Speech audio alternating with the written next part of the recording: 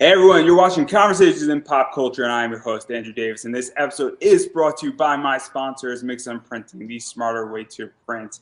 I know printing your creative project can be confusing and stressful, but Mixum is here to make it easy. From their instant quote calculator to let you get as many quotes as you want for free to their 24-hour customer service support, Mixum is here to make sure your printing experience runs smoothly from start to finish. And right now, you can choose from a range of premium printing options and materials, and the company has also printed so many successful Kickstarter campaigns, a bunch of them you have even heard about on this very show. It currently offers services in the United States, Canada, Australia, and the UK, and Mixum can print and reach your audience anywhere in the world. So if you're ready to print smarter, not harder, head over to Mixum.com, and right now, listeners of my show can drop my name, Andrew Davis, in the message tab of a order to get a 5% discount on their first order. So that is Mixam.com. Again, type my name, Andrew Davis, in the message tab of your order to receive a 5% discount on your first order. Also, I got a BCW supplies code. Use Pop Anime Comics to get 10% off your order. I got a t-shirt descriptions up above. It's Gundam shirt, everybody. I got my metal cards, eBay. It's up there. Check it out. And without further ado, I have, the Cthulhu Invades Wonderland team. And I figured before we go into what Cthulhu Invades Wonderland is, I would give everybody a chance to sort of introduce yourselves, because I know some of you, I don't know others of you. Where can people find you and check out and all that jazz? So I don't know who wants to start. My name is Pete Rissett. My daughter Emily, she's a really great artist. And she really wants to work with Matt and Steph over at Symmetry Creations. And she wants to get a variant cover in for Misfits Clubhouse. Oh, wait. My name is Matt Knowles. I am from Symmetry Creations. I am part of the team with Steph Cannon, and with James Sims, who did the story Tarts that is in the book. It's about the Knave. And now I'm going to pass it over to my good friend LK Ingino. Why don't you tell everybody who you are? Hey everyone, I'm LK Ingino. I'm a writer and small publisher. I have my comics Fangs and Foul Play came out, crowdfunded last year, officially in everybody's hands this year, 2022. You can find me at headlessgnomes.com or fangsandfoulplay.com, and my piece in Cthulhu Invades Wonderland is with Abby Butler as the artist, and we wrote about the White Queen, and our story is called Jam Today. We're going to go to Daniel. Hi, I'm Daniel.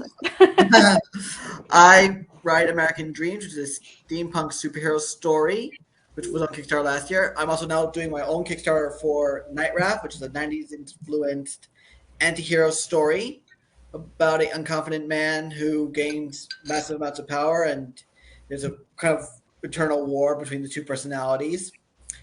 And with Damon Horn on art duties, I'm the writer of the Dodo story in Cthulhu Invades Wonderland. And I guess it's now up to Pete. That's Pete. Well, what Matt said. So I'm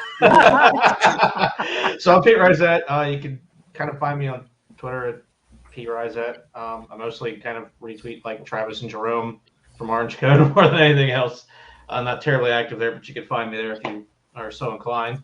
I do some editing for Jonathan Hedrick's Quicksand series. I do some editing for Orange Cone from time to time. I'm also one of the proofreaders for Cthulhu Invades Wonderland. And I wrote a great story about the Four Spades. That artwork was done by Warren Brown. And I'm also the father of a very talented 16-year-old artist, Emily, who can be found at Emily R. Inks on Instagram. It's probably where she's most active, and she did the art on the Dormouse story that Jake Hewer wrote.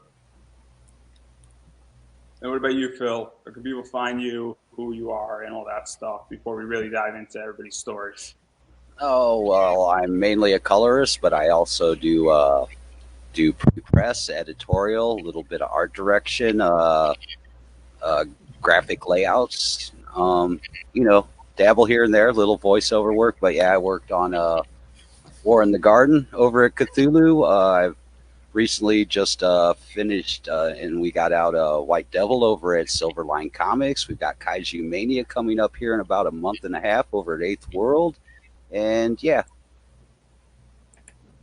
So obviously, everybody just introduced themselves. Obviously, the reason why I did that, for those who are wondering, is that I know a bunch of you, or two of you, and I don't know the other three. No way. Who are you, Andy? No, I'm kidding. Yeah, right. Oh, Phil knows exactly who I am. See, Phil knows me way too well, and that's the I know problem. Matt too. I've met Matt a few times in the past, man. Yeah, Still what's going on, rocking, Phil? brother? Yeah, heck yeah, man. All Absolutely. right. So obviously, I don't know who wants to take this, but just so everybody's on the same page, because a bunch of you are going to know this story and know Cthulhu Invades Wonderland, and a bunch of you are going to be hearing about this and have no idea what we're talking about. So what is the basic premise? And I don't know who's the most qualified to kind of tell what Cthulhu Invades Wonderland is before we really dive into every single story and what's going on. Well, I think there's a bunch of us on here. I think that Pete definitely could take part of that too. When I'm at our tables at Comic Cons, we normally have the Cthulhu Invades Oz book, and one of the things that we tell people about Cthulhu Invades Oz is that one of the neat things about these anthologies is that Travis, the curator of it, makes sure that there's a single story thread throughout these books. It's not just a book that's got a bunch of, LK's got a 5-page story and Pete's got a 5-page story and Daniel's got an 8-page story, and they're just a bunch of random thoughts. Travis really tries to make sure that there is a consistent arc all the way through it. And one of the neat things he did on Oz was, if, say, LK's story and Daniel's story didn't go exactly the way that he wanted them to, he would actually go and either he or someone else would write a piece in between to connect it back up to make sure that the reader gets this full arc. Now, Cthulhu Invades Oz was an ambitious project. This one blows it out of the water as far as the ambition behind it, the complication behind it, and the thought behind it. Travis really gave everybody this big story piece between the loyal and the madness to put their characters in. That's kind of the framework. Pete, I'll throw it over to you, even though I'm kind of putting you on the spot by saying that. That's just the general, the framework of what the book is. And Pete, I'm sure you've got things that you've talked to people about how you see the book, but that's how I see it. I think it's neat in that respect. And I think that's the big thing, is there's this kind of continuous storyline that goes throughout the book. I mean, and as it's mentioned, this is a sequel. So Cthulhu previously invaded Oz, and at the tail end of it, he got bored, and he wanted to look for other places. So his next stop is Wonderland. So this is a sequel to the original story. We have, it's 200 plus pages. Each story in there follows along that storyline that Travis has set, where Wonderland kind of gets into this civil war and Cthulhu invades in the middle of it. It's 200 plus pages. I'm trying to remember how many creators are involved in this. It's a ton. Over 30. Yeah, each team, it's a completely different team with different people writing it, different people doing the artwork, mostly the same letterer, so it's consistent throughout. And it's absolutely wonderful. I mean, people pick the Cthulhu Invades Oz up, just kind of when they're wandering by at cons, and it's almost an instant sell for everybody. If you like Cthulhu, if you like Wonderland, if you like Oz, you need to back this book. So to even talk about that, and obviously the Oz book, and I read the Oz book, and I thoroughly enjoyed the Oz book, and me and Travis spoke about it, and he was on my show, and it's one of the best things that I backed, I think, last year or the year before. And I've been dying for this book to come out, and I've been keep on bugging Travis, because I like the fact that you guys explored Oz and then Cthulhu, and I'm not a big Cthulhu fan, and I am curious with how all of you sort of came into Oz, and even the fact that it's a sequel, and you're working with so many talented people, both directly and indirectly, and you're also tackling Wonderland. And I know it's a lot of things to throw at it, but Wonderland has been done in so many ways, and this is just another way how to do it. And so what is that like for each of you? Because obviously Cthulhu is extremely popular. There's a few Cthulhu books that are doing really well. Obviously Russell Nolte's book is doing very well with Cthulhu, and that just, I think, funded either today or yesterday, I believe. And also Wonderland with Zenoscope and a variety of other companies has done it. So what is this like for you to be working on such a cool property, all of you, and really telling interesting stories, but also giving a refreshing taste of these stories at the same time? And I could start with that. For me, it's like Cthulhu is almost to the side for me with this book. I was a huge Wonderland fan as a kid. I'm one of those nerds that had the collected works of Lewis Carroll before they put them together in a collection. Loved all of his work with it. So it's, with Oz, a lot of what Travis was trying to do was to kind of almost write a love letter to Oz and mix in all of this cool stuff. And I feel like this is really what's happening here. People absolutely love both of these properties. Everybody's involved in it. So it's a no-brainer. You've got people that love Cthulhu, like Russell loves Cthulhu, loves that whole mythos. You've got people that really love Wonderland and everything in between. And I think it really shows in everything that I've read so far. It's I don't know also, if anybody else wants to chime in, it's also just interesting just to find that whole dread and horror angle and just applying it to some of the most beloved characters in fiction.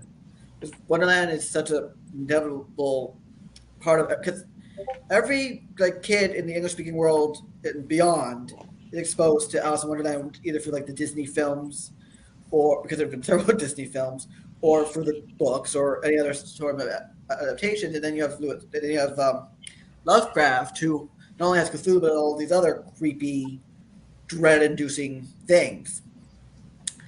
And it's just two interesting canvases to combine and paint from.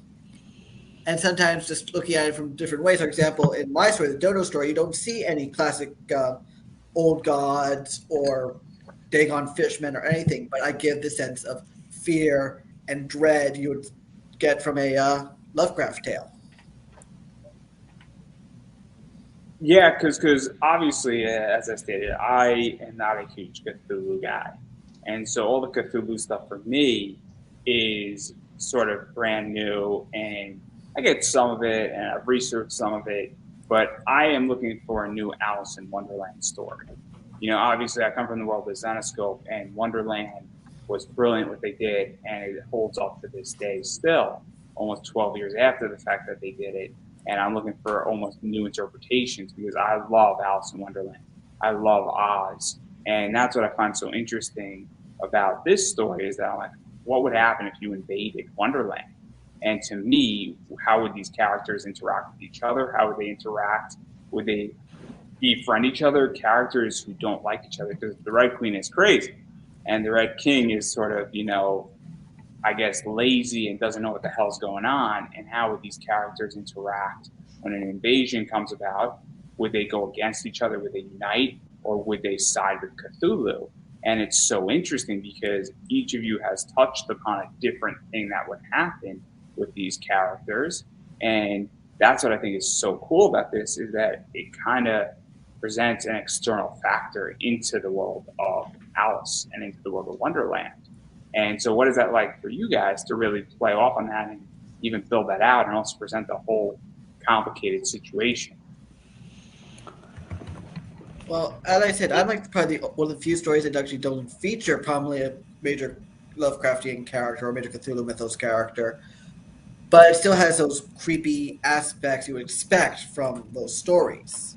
There's definitely allusions to that. And this is a character that technically is loyal, but is taking the desperate measures to protect his home.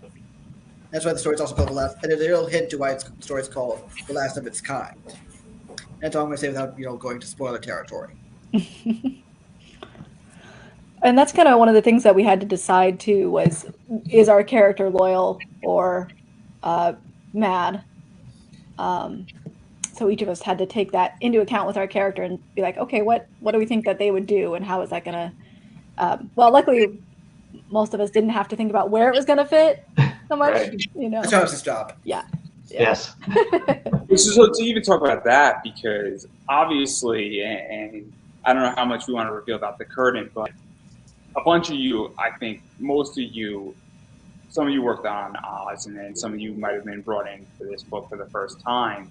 And I'm assuming that Travis sort of reached out to you and said, hey, I know you're in the comic world, know what you did, and did he assign you a character? Did you choose your character?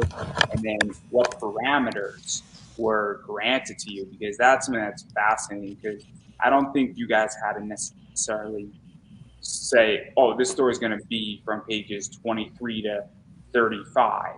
That was more Travis's job and where everything fitted into it. But at the same time, what guidelines did you have? Because anthologies are tricky sometimes with that, and especially if you want a common thread to go through. And it was pretty much, here's the list of characters, and people sort of kind of fought over them a little bit. You know, there were some characters, people, like, I think there were probably about 5 or 6 people that really wanted Caterpillar, right? You know, it's sort of how it was. There were a few of us. This is Caterpillar. Yes, that's the Caterpillar. There we go. Yeah, and that was. So the 3 guys got 3 strikes. It's okay. See, you showed one of the important ones in the middle, which was the Dormouse story that my daughter illustrated. But but it's, you know, it's like that with when it came to the writers. I mean, she listed characters. What do you want to do? And it was kind of funny because the idea that I had gotten specifically really was dealing with the spades, because I thought, during this invasion, it would be really funny if the spades, or, you know, really interesting if the spades kind of, their entire loyalty is to their rose bushes. They've been trying to tend these things, and now they're under attack. And so I had this idea in my head, and, you know, so he just says, "What do you people want?" And I was like, "Cards." And then like 4 other people were like, "Well, I want cards too." So we split them into suits, and so a bunch of the card stories are actually about specific suits. And so we did a few things that way, but for the most part, it was just kind of people saying, "I want this," and well, we did have to pitch. We had to pitch for our character. True. Yeah. And I went with the dodo because I thought no one else is going to choose the dodo. Everyone else is going to choose all the big characters. No one's going to choose the dodo. Because I wasn't in the Oz book, and as soon as I heard Wonderland was going to be the next book, and I love Wonderland. My dad's a huge fan of Wonderland, so I as soon as I heard it was Wonderland, I'm like, Travis, I need to be in this. So we actually pitched for a character, and Travis and he had come back and said, "Okay, this doesn't go with the vibe of the book."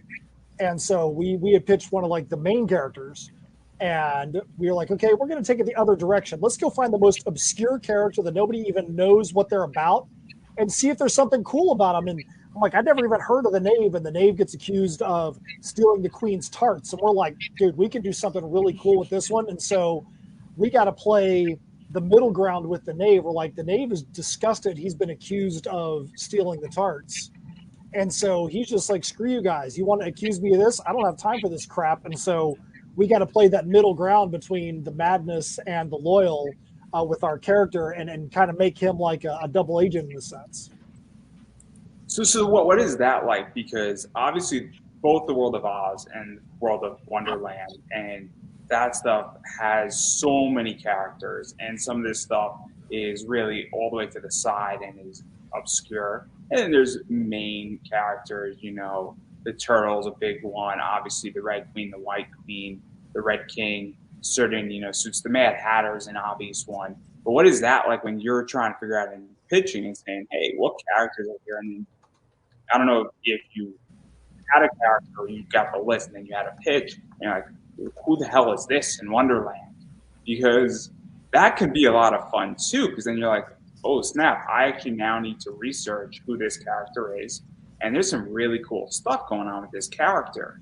Because I know a lot about Wonderland, but the idea is that I don't know everything about Wonderland. And there's some characters I'm like, I never heard of these characters. So what was that like? Because that could be a blast too. And then people are going to be reading this stuff and be like, man, I didn't even know this character existed. So what was that like, even doing that? And thinking, oh, this is kind of cool. And I see something in this character, and I didn't know they existed, for lack of better word.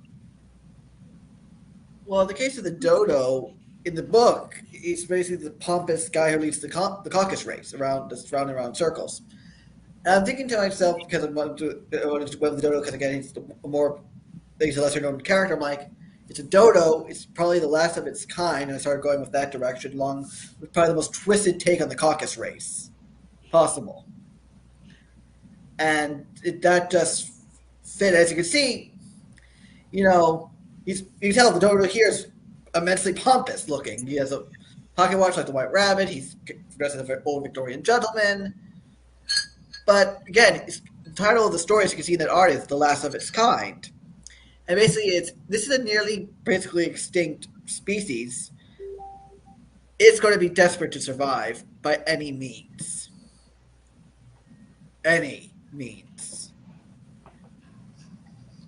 Yeah, and so even to talk about that story, because obviously I know the Dodo, and I know exactly that it's supposed to be a caricature of Lewis Carroll, and it's supposed to be him injected into his book.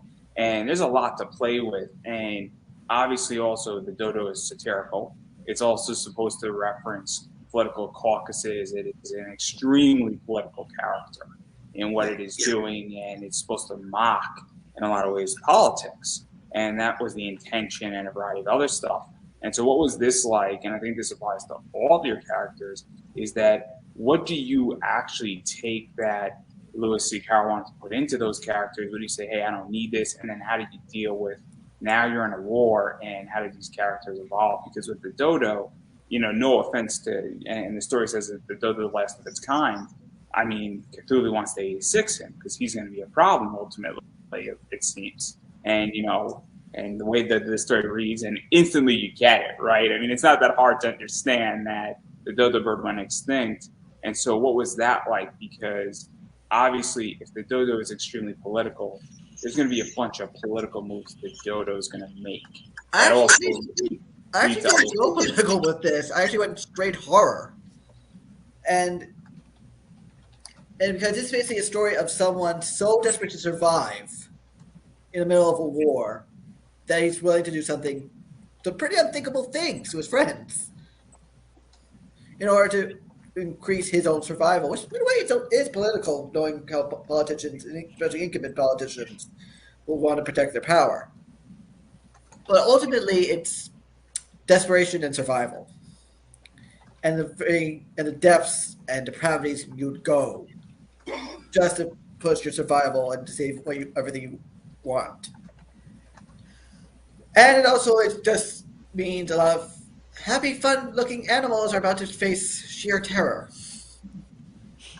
Yeah, I think to even talk about that, and I'm curious about how everybody else feels, is that, and I go back to this, is that like, what parameters did everybody have in this? Because obviously there's some pretty hard things that happen in this book, and there was some pretty hard things that happened in the Oz book too. And so, like, did anybody like? And that's what I'm super curious about, because obviously you need a common thread. And so were there things that you couldn't do in the book and in your stories, or saying other things? And again, I don't want to reveal how all this stuff was made per se, but at the same time, I mean, you got a war going on. It's not a pretty book. There's some pretty fucked up shit that happens in this book. You got Cthulhu invading Wonderland. I don't think that, it's going to be a happy-go-lucky time, and you're not going down the rabbit hole per se.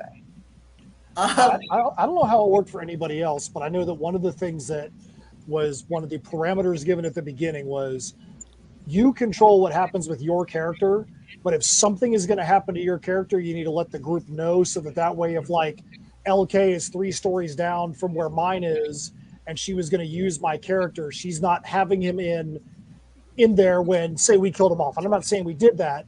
But Travis wanted to make sure that was known, or if we wanted to use someone else's character in the story, we needed to make sure that Daniel's got X. I mean, we didn't use the Dodo spoiler, but like, let's say Davey had a character that we were going to use. Hey man, who's got the Red Queen? We needed to make sure that we knew what that character was doing, or even if we had some concept art, just to see if the version that we had in our story was going to be somewhat compatible. I'm not sure if that's the same thing that happened for Phil or Davey or Pete and whatnot, but that was the thing for us, that, hey, make sure that you're not doing something to the character that's going to make the story be impossible to have a thread run to it without letting people know.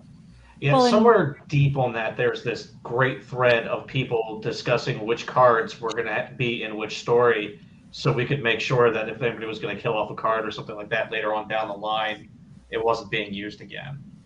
So there's a great deal of collaboration with regards to that sort of thing. And can you all hear me? Sorry, it's my first. Yes, sir. Yeah. Okay. It's your turn. Great. Yeah. And hi, Andrew, and everyone I haven't met yet. But definitely, I think what you're going at, Andrew, is more of that control. And I think the control that we had was just over our characters. So we focused on character stories, and I think there was larger powers that be, and it helps with the context, right? You have a war, you have these individual characters that are getting their own piece in this war, and this war is over a whole land, so it's covering a lot of different lives, and we just picked that one of microscopic lens to look through that character and see what sort of character motivation they're going to have, and just have that story affect them on sort of an individual level. And then somebody at the, I think at, you know, Travis and the other creators levels are just sort of stitching it together at the end. Because obviously, and then I'm going to let LK speak, because it's the idea that one little thing in one story could fuck up the entire book. It is what could happen. It's kind of like if you kill, you know, we'll use Oz. If Dorothy was a central part of the story and you kill off Dorothy 3 pages in, but Dorothy's the solution, or Dorothy's going to team up with Cthulhu and somebody kills off Dorothy, it fucks up the entire book. And so it's very complicated. I don't envy Travis's job on this, you know, by any stretch of the imagination. But what were you going to say? Okay, because that's where I was sort of going. In general, we were supposed to really just use the one character, but I know that there were a couple stories that used other characters and thread them. So in that case, you know, people did need to be aware of what was going on. And I think Alice does have, like, Alice has a couple stories because she's, you know, she's like the main character. But for the most part, most of the characters show up like once, and that's namely it. There was also like, somewhere near the beginning, there was like an arc where it was like, okay, place your story where you think it goes in this arc. And I don't know that all of them ended up in that spot, but I think the idea was like, if everybody thinks that it goes in the third part, that's going to be an issue. Right. So that kind of gauged the layout a little bit. Yeah, and I think it's one of the big behind-the-scenes things to pick up with these books is that it's a true collaborative effort amongst all the creators. It's, you know, especially during that first kind of building phase, you know, we're really towards the end of it, kind of fixing little things here and there and whatnot, putting the book together. You know, at the beginning of it, everybody's just constant. There was constantly getting notifications about posts and replies and things of that nature. So it's been a large group effort, much like the Oz one was as well. Yeah. And this book has been, this has been going on for a long time. This is not like, hey, over last summer we decided we were going to do this thing. I mean, this has been like what, over a year and a half or so. That this is probably maybe even more since we started the discussions about it. So there was a lot of planning. Pete, I remember back at the beginning, before you said you wanted cards, I remember talking to Wendy Gale at some point off of the thread, and she's like, oh, cool, I want some cards. I can't wait. Nobody's going to take the cards. And literally, like, the first post in there was you like, hey, I want to do the cards. And I could just feel all the way from Texas. She was like, you son of a bitch. The great thing is Wendy and I have such a great relationship. The very first thing we did was traded scripts so we could read what each other was doing. But it was just so neat because I was like, holy crap, right off the bat, here's the first battle. Because they both picked cards. Like, the first 2 people I heard from picked cards, and to see the 2 of you guys develop how you were going to do that was super cool, because that was the first way. How can we get 30, 50 different people to get on the same page? So that was like the first example of it in the book. And like, I'm actually a story which does use another character towards the end. So we had to get that on model from the person doing the other story. And I was really able to make it work so that nothing really interrupts that character's story. It was really funny because I was writing the script. I'm like, I like this ending, but I also like this ending. So I sent Travis both endings, and I told him, you pick. And he picked, weirdly enough, he picked the happier ending. And I used the word happier. Because it's so interesting, because obviously I think Matt said something where this has been going on for over a year now. And that's something that I think people don't understand. And we really go down deep into the business. This isn't a project where, hey, 6 months ago we decided to do this. This has been going on, and even just the planning and figuring out who should work on what, when you should work on it, how you should work on it, how is it going to fit, putting it together, making sure the art team and the writer works well together. And that's a whole bigger issue, because everybody here knows that, and we'll go mainstream for a second, not to put anybody out on blast on the indie scene, but there have been books in DC and Marvel where the writer and the artist hate each other's guts, and it is a failure. And people leave books, and that's also, you get a change in a writer or an artist because they can't stand each other. And so what has that been like, even just getting to the point where saying, hey, you got the green light to do this? Because that's a whole different ballgame before you even get to the Kickstarter. So I think this Kickstarter is the easy part at this point, and the printing's even easier at that point, because now you guys are, most of the story stuff is done, and it's just the final touches. And that's something that I think people don't understand, is that this is not just a 6 months ago we decided to do on the fly of the whim type of position. And some of us had to be paired up with people too. I mean, I think the vast majority of folks probably had, the writer-wise, they had an artist and a colorist or what have you there with it. Some of us didn't. I was paired up with someone because I just didn't have an artist at the time. As was I. Fortunately, I was tied with Warren, and every time he sent me stuff, it was like great. Warren does great. Yeah, he really does. He does a great job, and the little extra details he put into it are fantastic. So I can't speak for the amount of people that had to be paired up with somebody versus not, but I think a lot of us sort of kind of knew this is my first time doing non-reviewing work in this as well, because I did proofreading for Oz, but I didn't do any writing in that one. That's what's so cool about this book too. I just imagine reading it for the first time as just somebody who's a creator on it is going to find artists and writers that they like, like that they've never even talked to before. Yeah. You're a part of the book. So I think that's the fun part of anthologies. Yeah, I'm actually, because I'm working on an 8-pager with the Baggs brothers who did art and another story in there too. It's like you kind of get through all of that. I was doing a book with Baggs brothers, and Damon and I, my artist on Dodo, we actually entered another anthology together because we like working together so much on this one. Nice. Very cool. We didn't get into that one, but we're like, you know what? We're still, but we were let's keep working on this something together. Yeah, and just to give a time frame, like I was late in the game, and I sent a pitch. Of course, this is my first comic book publish thing ever, and I sent him a pitch for Alice, of course, because it's just like I'll take the main character, and that was back in March 7th, 2021, and so that was late in the game, and so that was my first pitch, and it was of course denied. I did bring in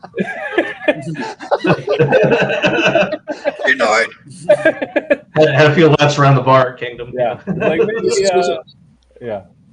I have a question for you, Davey, then. So obviously, if this is your first book published, and I think everybody else, minus me, because I haven't published anything yet, and I'm working on something, but it's going to upset a bunch of people, and let's just say it's Hart Fisher-esque. Oh, no. So you see, Phil knows exactly what I'm talking about. Did he influence you the other night? Only the Jerry Springer way we go. That's an inside joke. That I don't know if anybody knows who Hart Fisher is beyond. No. So, well, you all have homework now, so you're welcome. To 2 hours of an amazing interview is all I'm going to say. And if you're a fan of MCR, about an hour and 10 minutes in, I'll ruin MCR for you. So you're welcome. But anyway, what is that like for you to be a first-time published, I guess, and really have a work published and have a starting point? Because that's kind of must be weird for you, because everybody else, minus me, has had credits, I guess, for lack of their work. I think that's the correct way how to put it, right? Yeah, I mean, it's just super weird because I met Travis on a whim. I was playing D&D in Melbourne with my brother, and I would stop by this comic book shop that was down the street from him on Wednesdays. I knew nobody there. I was doing my own comic, trying to pitch in a not literary sense, but more of the traditional, because that's where I come from, more of the traditional publishing. I've been pitching comics there, and I just ran into Travis and Pete up at Kingdom of Comics, and we just started talking about comics, and it's a great shop. I love it. You can get a beer. It's the best place ever. One of the best out there, man. Yeah, it really. And, I just started talking with them, and, they talked about the projects they're doing on. They were just finishing up Oz when I got there to talk with those guys, and I bought the book and said, this is amazing, and I would love to be a part of the next one, when I started to hear about the talks. And he's like, yeah, man, just pitch me. And I was like, okay, I will do that. I will definitely give you a story. And of course I pitched Alice, and it was just a great ride. It's kind of unbelievable, and to be with that Cthulhu group on Facebook was just awesome to see all the different creators that were chiming in all the time, and just seeing the different faces that are in the independent industry of comics, and seeing that I kind of feel a part of it a little bit, because I hadn't ever. I was kind of just a loner. So it's been a really amazing journey. One of the things for Davey that is kind of cool that I think that you just kind of touched on is that a lot of people feel like oh, for me to actually get in and feel like I belong, I've got to go write my first full issue. I've got to write a graphic novel that's, this massive tome to get started. And even in my world over here and in Symmetry Creations, Steph Cannon, who's my partner in Sim, when she started, she wrote a 2-page story that got picked up by a publisher in one of their periodicals. And because that made her a writer with that company, she ended up doing panels at WonderCon and San Diego Comic-Con for that publisher off of 2 pages.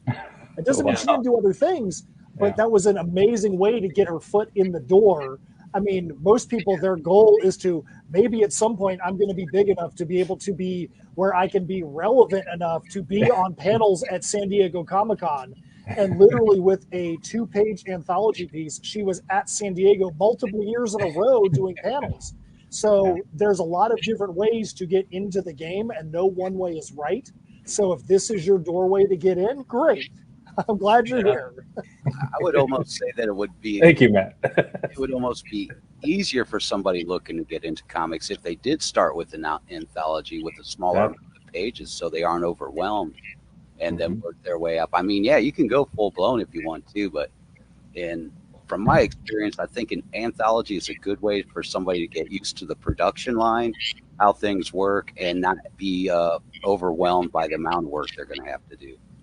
So to even talk about that further, and I know we're going a little bit into business, but and it's more of the business and even the strategy side of things, but also if you're a first-time creator, I would imagine, or even a brand new creator, and you got a few things published, and you're trying to build your audience, if you go into a book that has legitimately 15, 16 other stories, people are coming for certain people. Like, so for instance, I don't know, and nothing against you, I only know LK and I know Phil.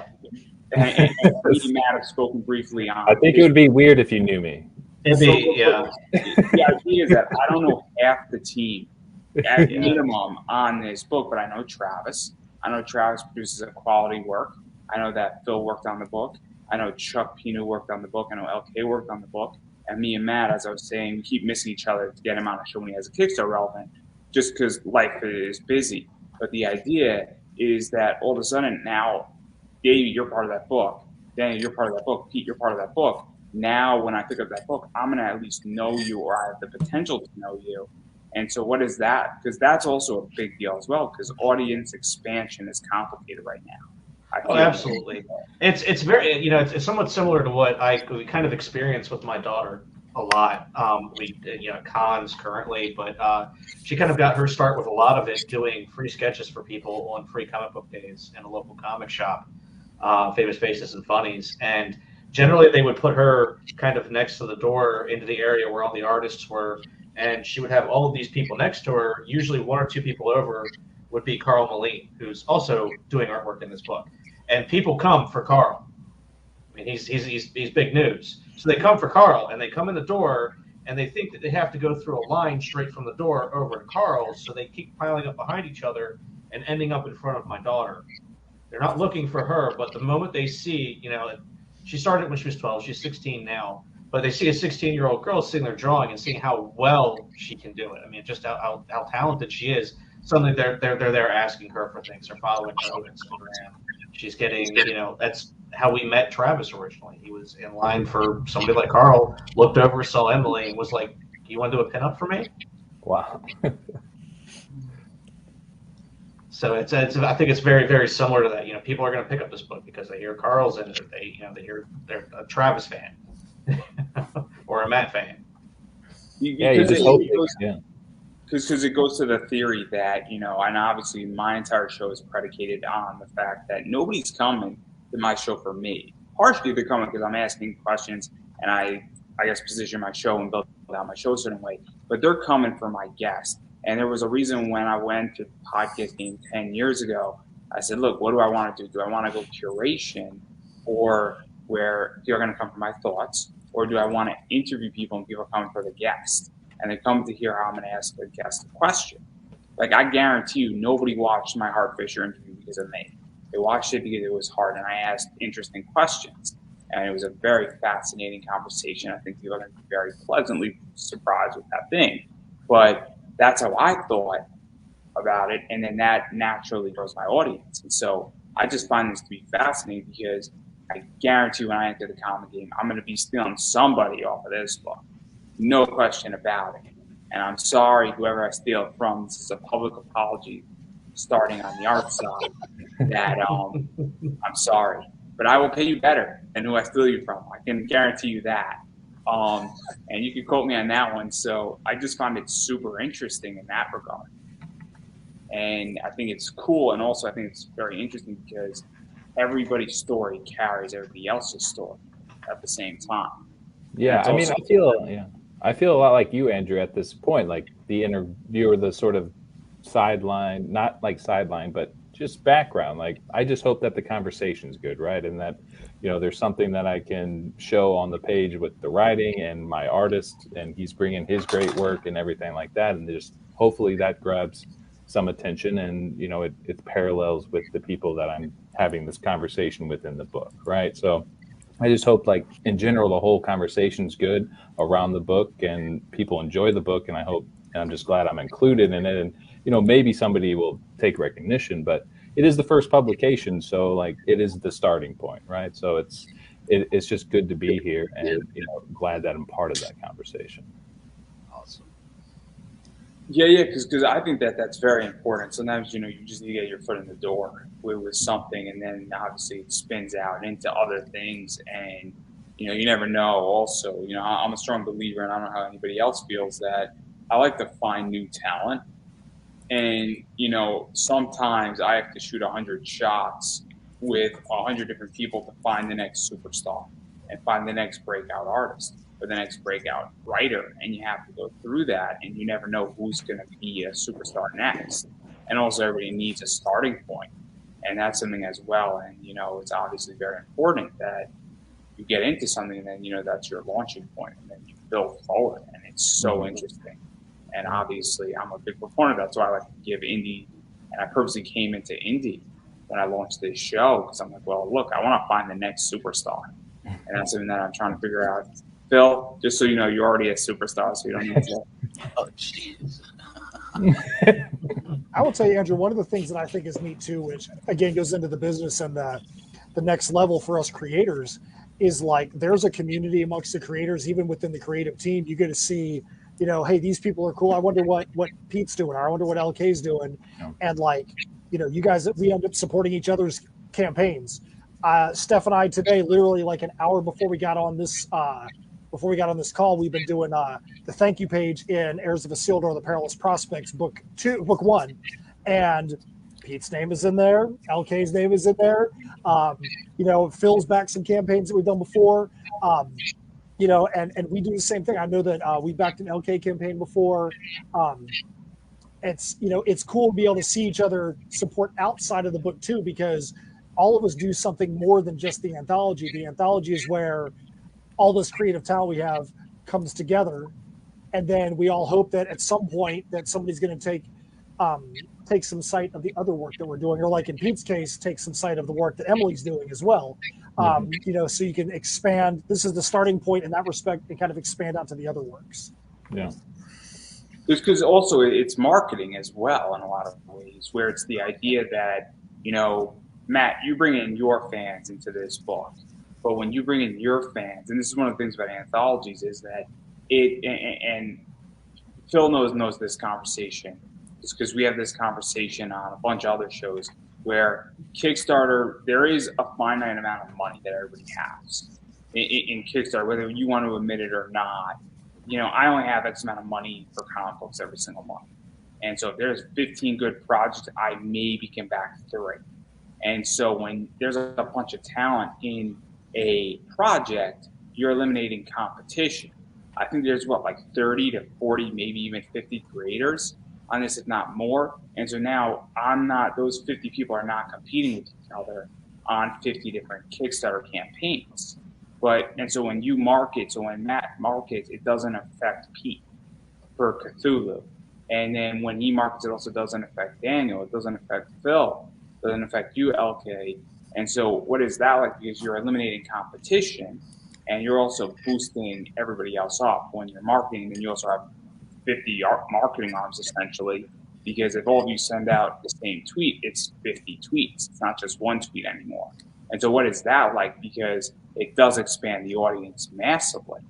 And that's something that I think a lot of people don't understand when you're actually pushing out Kickstarter. I mean, what is it, 350, 400 projects in comics right now? And there's a lot of good projects out there, no question about it. So what is that like for each and every one of you, that everybody, the 6 of you, are not competing against each other in this campaign at very least? I will say this, I don't ever feel like I'm ever competing against somebody else. I don't ever feel like if LK and I had a campaign happening at the same time, I wouldn't be like, oh crap, I got to go push her into the dirt. You know what I'm saying? I'd be like, dude, hopefully we can do something cool together. John Westhoff just did Drumsticks of Doom, and partway through the campaign, you know, we had an obvious way that we could do some cross marketing. And I'm like, cool, if we got some more backers from him and he got some more backers from us, then that's great. A rising tide raises all ships. I was just going to say, I always want to see everybody that's out there succeed at the same time. So I never really feel like I'm in competition. I totally get what you're saying about the money part of it. But when people are out there, I'm like, hey, we can find a way. There's going to be somebody that's a fan of ours, that's a supporter of ours, that is going to have some disposable income that they didn't spend on us, that they can go spend on somebody else that's out there. And hopefully the same thing happens on somebody else. I agree to definitely a point where I don't think it's competition to the same degree that I got to go eliminate you and then I'm Apple and I got to take out Samsung. I don't think it's that level of competition, but you know, you got to earn people's dollars. And you know, one of the things about Kickstarter, at least I view it, and maybe I have a different interpretation. I'm the first person to say it. Is I view Kickstarter as, you know, I guess a treat. I don't view it as a necessity, where it comes down where it's more of a novelty at this point for me. And I love comics and I love backing Kickstarters, and I think some of the best projects in comics are right now on Kickstarter. I think there's a bunch of good projects on Indiegogo as well. I think crowdfunding has brought in innovation. But also there gets a point where I'm like, oh, fuck, there's like 5 great projects and only back 3. What do I do? And I don't want to shove somebody down in the dark. And I share out projects that I can't back. I think everybody does. But where I'm going is that you guys have 50 marketing options, and it's brilliant. And that's why I think anthologies are super smart, because you're eliminating and you're basically forcing a collaboration. And now if you send out a tweet, that tweet helps every other creator in there. And it's so good. And obviously, that's something that I think is helpful for Davey in particular, who's a first-time creator. I mean, that's like a God's gift sent to you in a lot of ways. I hope so. I'm in like a weird position because I'm running my own Kickstarter at the same time this is happening. So I'm competing, quote unquote, against myself. But I'm also been promoting this book. I've been promoting other Kickstarters I've been backing. I've been doing crossover promotions with people, because people, while you're running Kickstarter, if you're running Kickstarter at the same time, will say, "Oh, do you want to cross promote?" You say, "Sure," and you tend to have that cross pollination between your fan groups and your backers. So that also helps. Yeah. So the rating of rising tide raises all ships kind of thing. No, I mean, I get it. And I think that obviously, you know, yeah, I'll use Keanu Reeves. I think it was an overall good for Kickstarter, but I also think that it was only an overall good for Kickstarter if you knew how to use it.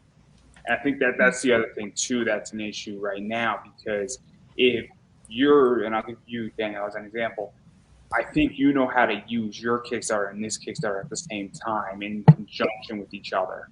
But if you don't know how to use it in conjunction, it's not going to help you one way or the other. But that's not an issue of a rising tide. That's an issue of saying, how do I utilize what's going on? Because if I see you're working on a project and I'm like, hey, who's Daniel? And then I start Googling you on Kickstarter, or I hear you on a show, and we can talk about your Kickstarter in a second, because it actually looks super cool. Night Raft #1, you know, it looks dope in a lot of ways, and I actually need to look at it completely and then check it out, because I'm actually super interested now. But that's something that I think I agree that the rising tide does raise all ships if you know how to utilize it. Yeah. So this is what is Night Raft for those who don't know about it. Since we're on the topic, and I like the 90s, because I'm in the 90s. I touched it a little bit on it at the start of the show. It's a 90s influenced dark anti-hero book. A guy of zero confidence named Joe Sutton is kidnapped by a bunch of basically high-tech mercenaries experimented on to turn this hulking anti-hero creature called Night Wrath. And there's this really interesting because Night Wrath is very brash, he's very bold, but there's still that little inkling of him where it's like very unconfident. You really see this in the preview pages I posted in the Kickstarter. But there's also more maybe to this new form, which he goes forwards from. Then you see, and his Night Wrath form, I say, it's a combination of like Venom and Hulk, so it's kind of interesting. Yeah, I'm a 90s baby, so it's all like 90s. Oh, man, like the 90s were great. I believe one person described it, it's everything that's good about 90s comics done right. That's one person said on Twitter. I'm like, yes, someone got it. No, I definitely need to look at this because I love the 90s, and I missed like all the good stuff in the 90s. I was born in 93, everybody. I was like 7 when 2000 hit, and like everybody talks about, oh man, the 90s were great. Like the Spice Girls were around, Backstreet Boy was like hitting, and Sprint was coming, and all the good I'm not stuff. sure if that's the examples that I would use for 90s. But, you know. Do you realize that me and Phil are on the stream and there's some metalhead action going on? I was I gonna don't say, think either one of us is like, yay, Spice Girl! Yeah. See, They ruined I'm more MTV, 89, man. I'm more of a classical music person, so even I'm like, I do You're know all Christmas Puff Spice, jealous. though. I do know Christmas Puff Spice. So like, you know, start like looking for some Pantera or something at least. You know? There you go. It's all right. It's all right. It's okay. This is a safe zone. You can admit Here, that it's all right. see, here I was listening to 96 Degrees and Korn, not at the same time, but like the same time period. Well, Well, at the same I'm time, saying it's at the same great. time, though. I'm just saying. Same mixtape. Yeah. This is a stream about a mashup, so we got to get a mashup there for them. I know. With I know. the Judgment Night all, soundtrack. it's all right, guys. It's all right. I'm accepting of all people here. It's all right. You don't have to be ashamed for your love. Back, all right. It's all like- right. I was born in 89, so I know how the 90s were great, but at the same time, it's like, there's some stuff that could have gone better. Don't worry. I'll write the real sequel to this book. Cthulhu Invades, the 90s music scene, and we'll be really good. Cthulhu Invades boy bands. And it's literally the voice of Cthulhu with Mbop. Phil, if I write that book, would you do the voiceover for it? Oh, I'll voice over anything, man.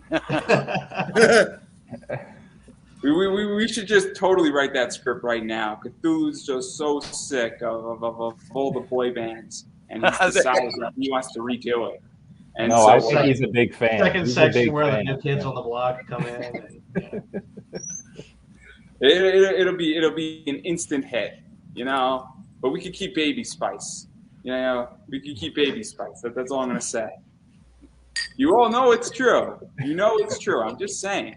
Again, it's all right. I'm here for everybody. But let's get back to Cthulhu Invades Wonderland. Yes. I got to show all this stuff because actually I do like this art. So that's LK's book, and it's all about jam. And what was this like? Because obviously this is something that is very cool artistically, and it's definitely got a new school vibe to it.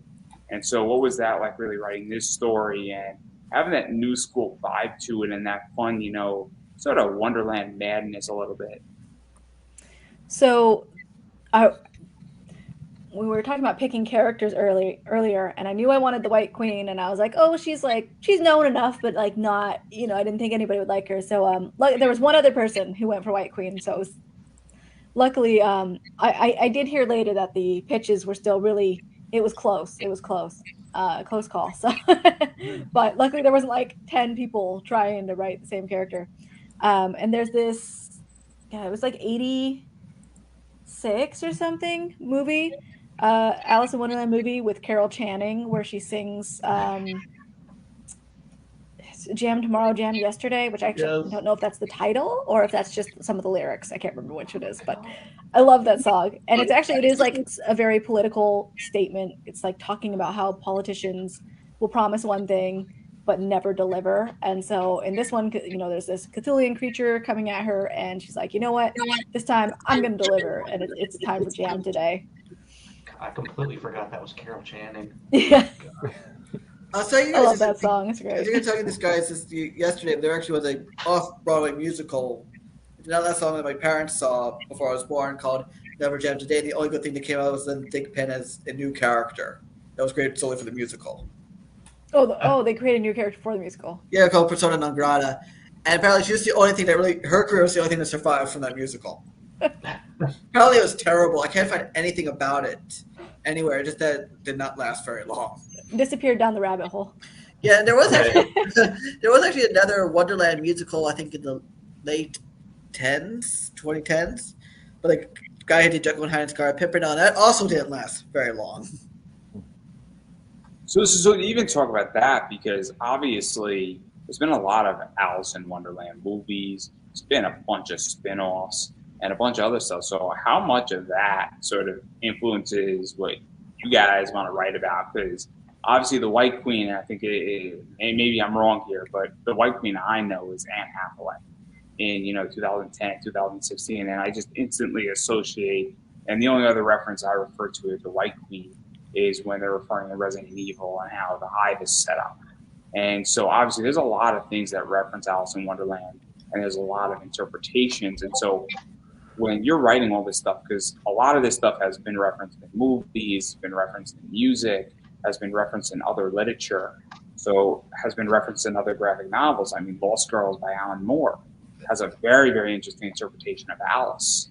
And so how does that influence what you're writing and even your interpretations of Wonderland? Because it's been skewered and interpreted, reinterpreted, reshot out, reimagined, and a variety of other stuff. I mean, Sucker Punch has a whole interpretation of Alice in Wonderland. And so, like, how does that influence everybody's writing style? Because you got the traditional, by Lewis C. Carroll, but then you got everything up to this point in this graphic novel, and then you have a whole Cthulhu society, for lack of a better word, as well. That's what Well, in the case of the dodo, it's mainly from the book, with a little bit of a soup cone of how he is in the 1950s animated version, which I think is the only real version which has the dodo in it, to my knowledge. But made more like an Oxford Don, like Lewis Carroll was, like this kind of pompous professorial type. Yeah, Dodo was in the '85 miniseries too. I remember that. Now I was just gonna say, like, there were a lot of discussions at the beginning of it too, to make sure to double check and make sure that something wasn't an invention, especially of like the animated movie from Disney, because everybody kind of goes back to that. It's kind of like with Oz, you had the same basic problem. There were things that were specific to the movie. You can't have ruby red slippers; they have to be silver because they were silver in the book. They were only red in the movies because Technicolor and trying to show it off. But that's still effectively copyrighted. So there was talk, especially at the beginning of that, just to kind of remember to go to the source material for things and not just sit there and look at the kind of popular Disney movie and go from there. Yes, the two versions I grew up with was the 50-something animated version and the 97. Was it a miniseries or extra long? There was just you're talking about the one that had like Whoopi Goldberg as the Whoopi Goldberg as the Cheshire Cat. That was just it was like a really long kind of made for TV movie. The miniseries one was like I think 85 and 87. They actually did one for Alice in Wonderland and another one for Through the Looking Glass. I remember the biggest thing they said right off the bat, the biggest example was if you're going to have the Hatter, it had to look like the public domain Hatter. It couldn't be Jim Carrey's Hatter. And that was the example that was given right off the bat to say, hey, look, you have to go back to the stuff that's public domain. Don't look at popular culture because you could be putting the book in some jeopardy if you're taking copyrighted or trademarked versions of these characters. So when it came to us, we're like, hey, nobody knows who the Knave is, so it's not like we're gonna have to worry about it. I'll have you know he gets a mention in my story, and I had no idea anybody else was doing anything on that. That makes me happy to know. I was saying, I'm guessing that would also go with Lovecraftian lore and everything, because that has influenced so many movies. So many movies you've seen out there draw a lot from Lovecraft. Mountains of Madness and Color Out of Space, Reanimator, all kinds of things that came from Lovecraft too. But I guess you don't have to be quite as careful in that area, I would say, as a writer, maybe. Would you guys say? It's a little bit. One of the things, it's probably a bit more in the art. There are some things that are considered part of the Cthulhu mythos that are copyrighted. They're not from Lovecraft to begin with. Lovecraft had this wonderful way of not describing things. Right. And so it's been left to everybody's interpretations. And, so you've grown up looking at it all, and you have no idea sometimes that, your idea of what this looks like actually comes from, some stoned out guy in the 70s painting on velvet, like it just was never described that way. And sometimes it was somebody, at a place like Disney that just, they add it, they put it, that particular image happens to be copyrighted. So you have to be a little careful there too. Especially with certain characters. There's a lot of resources online for that, fortunately, especially with the Lovecraftian stuff, so that you can look things up and know for sure. I think all the major players that everybody's got are pretty well. Because Lovecraft, like his stories are definitely public domain, but the problem is certain artistic depictions are not. That's the thing. Like you can use Herbert West's Reanimator, but you can't use the movie version. You can use the version from the book from like the 1930s. Right. Yeah, you can use Winnie the Pooh as long as you use the book version of Winnie the Pooh and not Disney's version of Winnie the Pooh. Just can't put a red. Can't put a red shirt on them, and you're fine. It's just so interesting because obviously when we really get into this stuff, because I guess really what this goes down to is that it's trust to not cross that copyright or that trademark line in a lot of ways. And I don't think people even understand that. Readers are picking this up and they may or may not be interested in this, but it's the idea that there is a fine line. And when you get picked up or you pitched and Jarvis like, yeah, go for it. You have to know where that line is and what you can push and what you can't push. And obviously, if you're the artist, it's a little bit different because the writer hands it to you and then you're drawing what the writer told you, but you also have to understand as an artist saying, look, I can't draw, just use Disney. I can't draw Winnie the Pooh with a shirt on and a red shirt. And maybe I can't even draw him with a blue shirt because I'm poking the bear a little too much. No pun intended. Poking a mouse a little too much. Poking the mouse a little too much. but the idea is that that's something so what is that like? Because that's a lot of trust in a lot of ways. Yeah. That Travis is giving you. And there's a little bit of that too, but things are being vetted to be sure too. There was a lot of that, especially with Oz, because Oz was a good one where a lot of people really know the movie. Not a lot of people really know the books. So there was a very careful check for a lot of things with that. And there's been the same thing here where, just kind of double checking, making sure nobody's doing anything that they don't realize that they're doing. I find this fascinating. Again, I don't envy that position. It's I'm probably going to wind up running into this problem when I write something. So I'm going to have fun writing something. Oh, man. Oh, yeah. It's a lot of fun. Always make sure you have a story no one, sometimes you're on the same wavelength as another writer, and sometimes you get to that idea before you, so you're like, this happened to me today, because I was working on and setting it up on the shelf, kind of like a great movie monster, or like the public domain version of the movie monster, so Dracula, Frankenstein's monster, Mummy, things like that. But like public domain, my twist on things, so it's not like going to be like Bela Lugosi's, not Boris Karloff, obviously, because those are copyright universal. But I decided to call my Frankenstein monster Adam because he says in the classic novel, "Am I not thy Adam?" And then today I get a message from James Tinian's Substack, and the bastard beat me to it. It's kind of crazy. So I hate when that happens. Yeah, so I'm like, should I ever do this book? Should I just press on ahead? And part of me is like, yeah.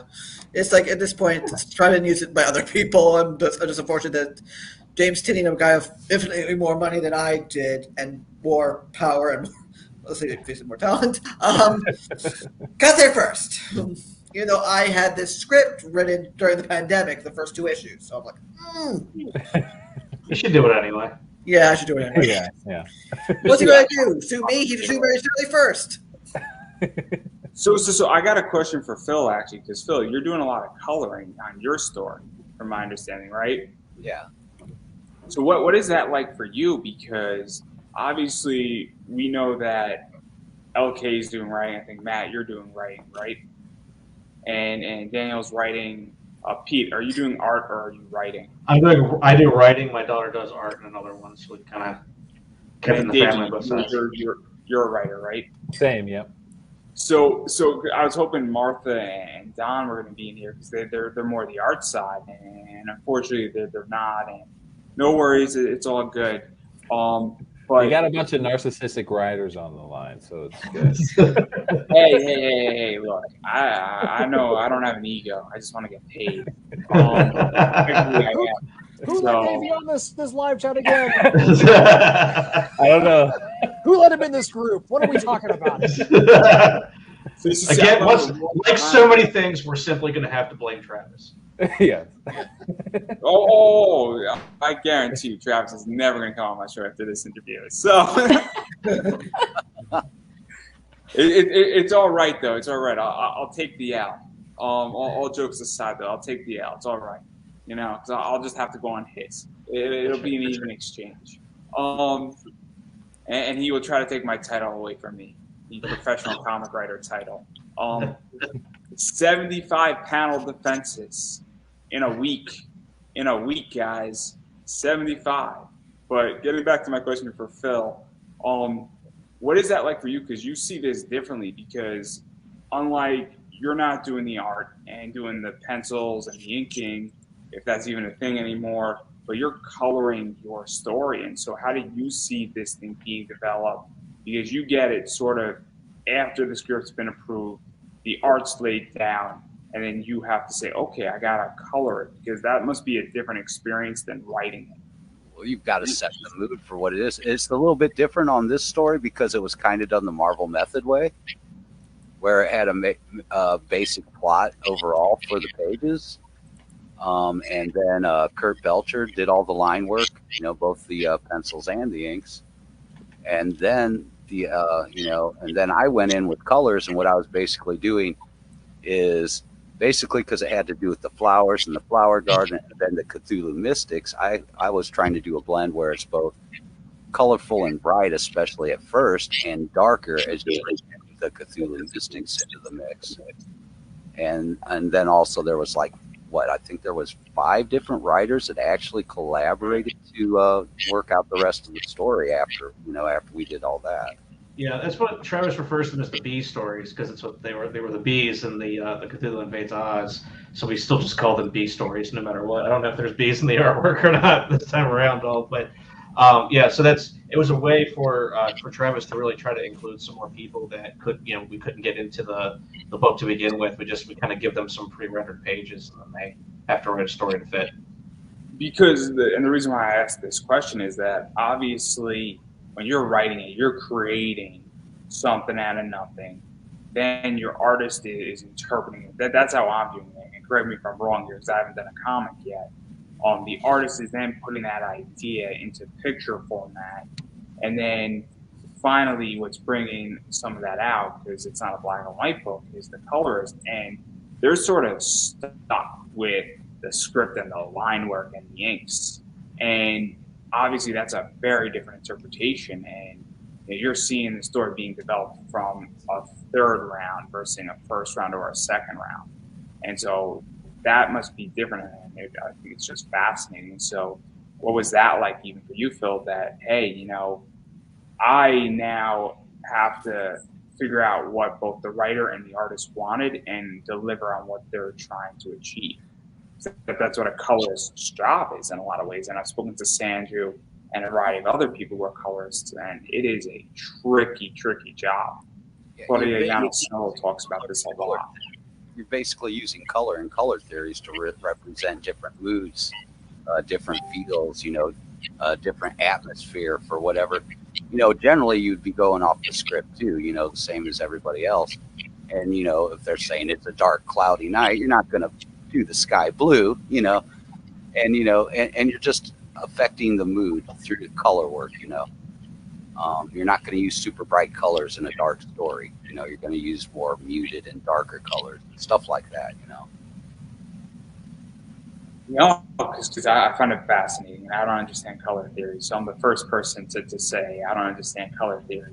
But my shirt is color theory approved. So Hey, there are 3 eyes looking at everybody right now. So just because I have 3 eyes. What, no blue shirt today, Andy? Yeah, no blue shirt. No Can't blue speak shirt. today, man. Yeah, no blue shirt, guys. No blue shirts. And then everybody else is looking at me and you with like 15 eyes. What the fuck are they talking about? You're just not in the club. That's what it comes down to. And the millions who are going to listen to this on podcasts are going to be, what the fuck are they talking about? So you laugh now. Wait till this thing does 1 million views and you'll be like, oh shit, he was right. I didn't say they were going to be legitimate views. Yeah. There's at least I think there's 2 people in chat that know what we're talking about. Oh, I mean, I knew this show was going downhill after Tuesday, Phil. You and me both knew this show was going to go downhill after Tuesday. Nah. You're doing fine. You're getting back to Cthulhu, and I actually do want to talk about the rewards because I actually want to sell this book for Travis, and I want to help you guys get funded. Obviously, there's a lot of rewards going on. There's the digital with the audio commentary, the digital Oz and Wonderland, the audio for both with the digital. There's the standard cover, which I think is this right here, which is super cool. Then there's this one, which I think is the orange cone, I want to say. The hardcover. That's the hardcover. Yeah, that's the hardcover. My bad. Yeah. I've been confused, guys. That's okay. That's the one that Kyle Willis did that. And if you look really, really closely, you can see all the words behind it. That's actually a physical painting that he did, and he painted on top of pages from Alice in Wonderland. Oh, that's cool. That's dope. That's actually super dope. I kind of want to buy that. I kind of want to upgrade my pledge now. Yeah, it's absolutely amazing. It's just like the hardcover that he did for Oz in that fashion. He did the same thing with that. It's absolutely fantastic. So there's the 3 covers. You had the standard edition, you had the hardcover. There's the Orange Cone exclusive is that one right there. Yeah. So it has no trade that dress. I'm trying to remember what we were calling it the other day. It was the well, it's definitely a virgin cover. yeah, it's a virgin cover. We call it like the Pictionary cover. Yeah, the Pictionary cover. So we called it because you can kind of pick out exactly what it means just by looking at the pictures on it. Means they're having a tea party, aren't they? There's a lot of tea parties in the book. I'm sure of that. And then there's a bunch of other things. There's obviously the boxes, which have a bunch of books in them and have other things in them and a variety of other stuff. So, and then I think there's a tier where it's signed by 5 creators. I don't know who those 5 creators are going to be. It'll be whoever shows up that day. I can almost guarantee you I'll be one of them because we will be meeting up and signing them at a comic shop that is literally down the street from my house. So you'll get me, you'll get my daughter Emily, you'll get Travis for sure, probably Heather. Maybe we can convince Matt to come down.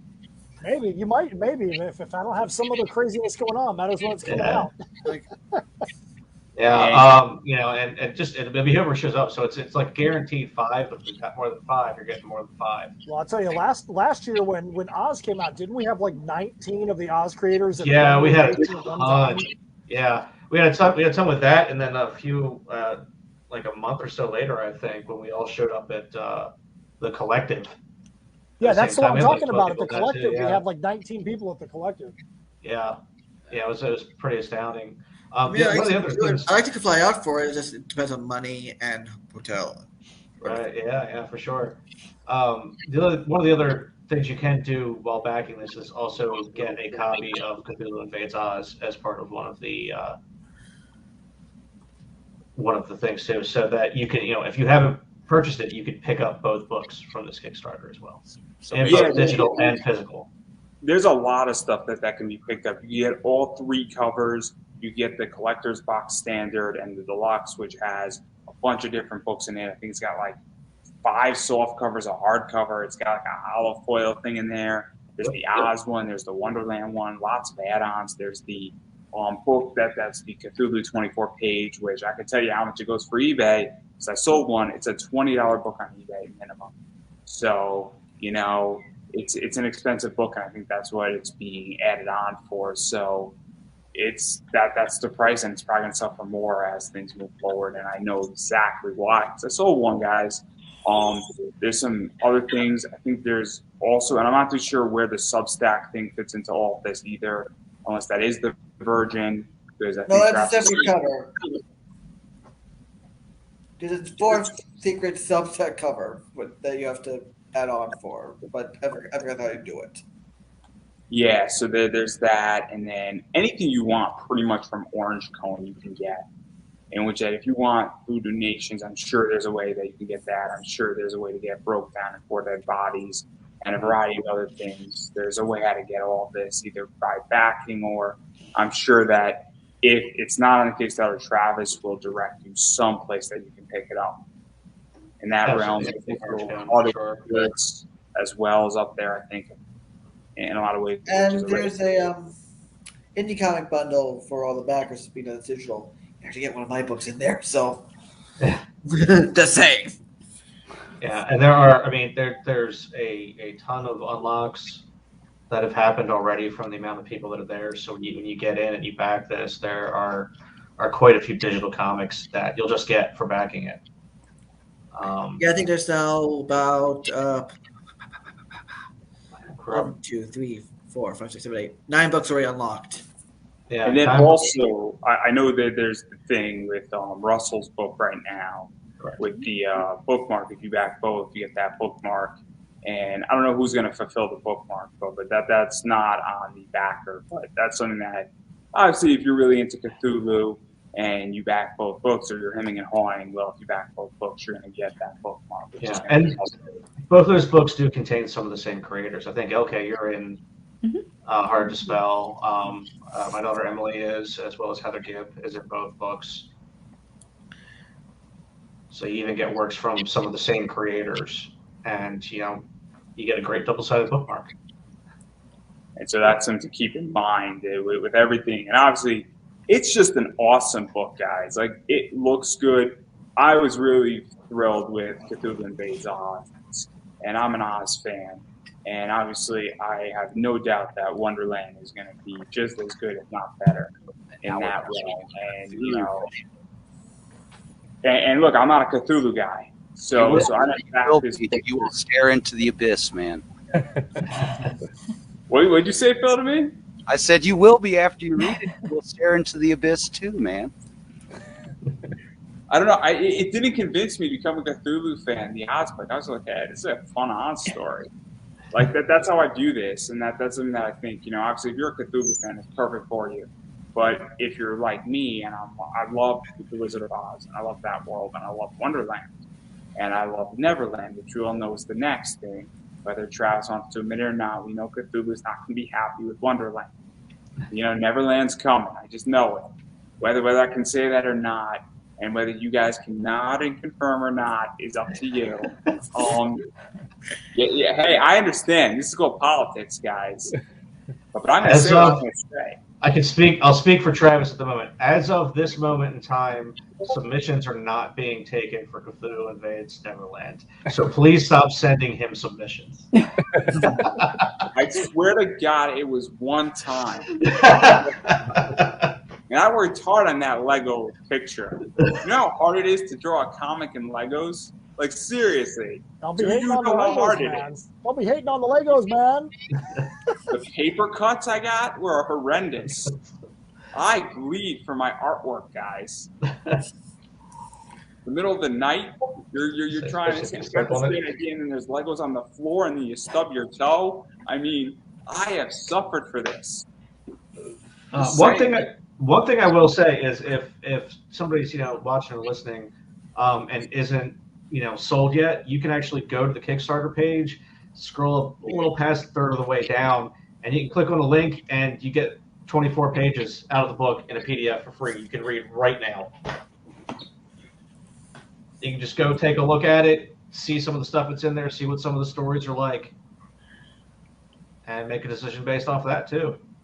Yeah, that's something that I think is very important, and obviously, there's a lot of stuff going on with this, and I do want to start wrapping up because I got a bunch of people in here, and I don't want to keep you guys all night long. And obviously, I appreciate everybody showing up. And I appreciate you showing up, obviously, for Travis. I actually backed this book on day one, so I'm looking forward to my metal card because I love metal cards. I've produced my own metal cards, everybody. So, yeah. And I'm going to make bank on this shit. So, I mean, no. This is $400 worth of metal cards right here. Wow. And I'm going to sell all these in 18 months or less. I know exactly where to sell them. How many cards do you have there? Is that a stack of 40, stack of 50? It's like 42, I think, in here. Cool. Oh, my business partner has 60, and he's up in Wizard World, Philly, and on April 8th. The 10th, selling his 60. And he's a cosplayer. That's who's on the cut list. So, but it's limited to 121. And then my other metal card is Big Titted Psycho Killer. So that one looks dope as shit. And that's a $15 metal card, and that's limited to 50. And I'm going to make bank on that. But I do want to give everybody a chance to promote themselves beyond Cthulhu Invades Wonderland. So I don't know who wants to go first, but Phil has to go last. I'll go first. I probably have the shortest list. It's Cthulhu Invades Wonderland. My story with the Red Queen. Let me. So what is that story again? I don't know what this book is. It's Cthulhu Invades Wonderland by Orange Cone Productions. I have the story. Where can people find you though? Like on Twitter, Facebook pages, things like that. I'm mostly just active on Instagram, probably social media wise at Dave_Scribs. Go follow him. Needs the support. I don't know who wants to go next, but Phil, you have to go last. I say LK gets to go. All right. So you can find me at headlessgnomes.com or at headlessgnomes on Facebook, Instagram, and Twitter, but I'm most active on Facebook when I have a moment in between after my job and business. When I have time to post on the social. You can also get a copy of Fangs and Foul Play issue 0 by going to fangsandfoulplay.com. So go follow her too, guys. It's one to watch. Daniel, what about you? You can follow me at Daniel Calvin on Facebook, at the American Dreams Comics Facebook page for American Dreams, also the Alice Studios Comics Facebook page. Also AliceStudiosComics.square.com, I think, to get digital copies of American Dreams 1 through 5. You can find me on Twitter at Daniel Calvin, and you can find me on Instagram at DCalvin. What about you, Matt? So we just finished up our Kickstarter for Heirs of Isildur, The Perilous Prospects Book 1. We're getting that stuff all squared away right now. As we talked about earlier, it's coming out super, super, super awesome. If you missed the Kickstarter campaign and you want to see if you can get your hands on some of the super awesomeness from it, you can go to insymmetrycreations.com. That's INSYMMETRY creations.com. You can go to /InSym on Facebook. You can go to InSym Creations on Twitter or InSymmetry Creations on Instagram. You can go to heirsofisildur.bandcamp.com, and you can go hear both of the metal albums that we have for it. If you are really wanting to explore and see some other cool stuff, you can go to our page and go to Steph's tab. She does a lot of movie reviews for Shudder, and she's done some reviews of movies she's done some articles for Fangoria. She did a couple other things. She's done some really good articles that are up there. And if you really want to dig deeper, go to the U.S. Soccer website and go look up the Villages SC versus Orlando Wolves U.S. Open Cup game the other night. I am an in-stadium PA announcer, and there's actually a soccer game on the U.S. Soccer website where you can hear me in the stadium losing my crap every time my team, who won 6-0, scores a goal. I'm actually on the U.S. Soccer website now, which is pretty dang cool. Are you kidding? That's amazing. So how is your team doing in March Madness? What's that? How's your team doing in March Madness? Well, let me tell you this. My team had their worst season ever in human history, and so it was horrible. But yeah, Gonzaga, I picked them to be the national champs, and they definitely decided, they say, screw you guys, we're out of here. We want to go back. Cthulhu Invades Wonderland, so we don't want to be playing basketball anymore, so they're done. What about you, Pete? What do you got to promote? So promotion-wise, take a look around for Jonathan Hedrick's Quicksand. I do some editing on that. It's an absolutely fantastic series. Kind of like Aliens meets Tremors meets Stargate, kind of a vibe to it. It's really, really good. Coming soon, I'm not sure exactly when it's going to be finished. We're in the production phase for it now. Will be Freak Show Herald, which is another thing I'm working on with Jonathan Hedrick. But I actually wrote this in this particular instance.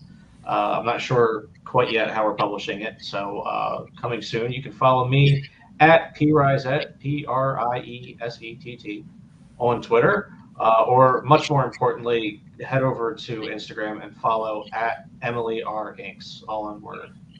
That's my daughter. She does artwork on this. She did artwork on Oz. She's absolutely fantastic. I believe eventually she's going to be doing some work from that, maybe a little variant Let's cover hope there. so, man. Let's hope so. Let's hope so. And she's just absolutely fantastic and just beginning. And she's 16 years old. Way more important than me. I second everything Pete just said about his daughter. She's a really good artist, and she's up and comer for sure. And then finally, I want to give the Electric Crayon a chance to promote himself because, well, he's electric. I do color work mainly, sequentials, covers, stickers, cards, and I also do editorial, pre-press work. You can find me at Facebook most easily at Philion. You can find me at most other social media at PhilmanX or Philion. And if you, like I said, just put out a White Devil from over at Silverline, which you could either probably should be able to pick up a copy on either Indie Planet or Rolland if you're down in that area where some of these guys are when he's out at the many various shows. And looking forward to coming up Kaiju Mania that Alan Johnson's put together with it's an anthology with big kaiju monsters, and that'll be coming around the bend in about a month and a half. Yeah, and I'm just going to keep saying it. I've been saying it almost 300 plus episodes as a Hard Fisher, sort of. You got to support indie. What that means is you have to back Kickstarters. And when Kickstarters are active, you got to throw in, whether it's $1, $5, $100, $300, or whatever you could throw in, because that's how these books get made. And Cthulhu Invades Wonderland, even though it has an amazing team and awesome comic writers from all over the place, Marvel, DC, Scout, Behemoth, and a variety of other places, they need your money to make the book happen and get the book printed and really get it out and let people know and tell these amazing stories. And so you actually have to back it if you want it to come to fruition.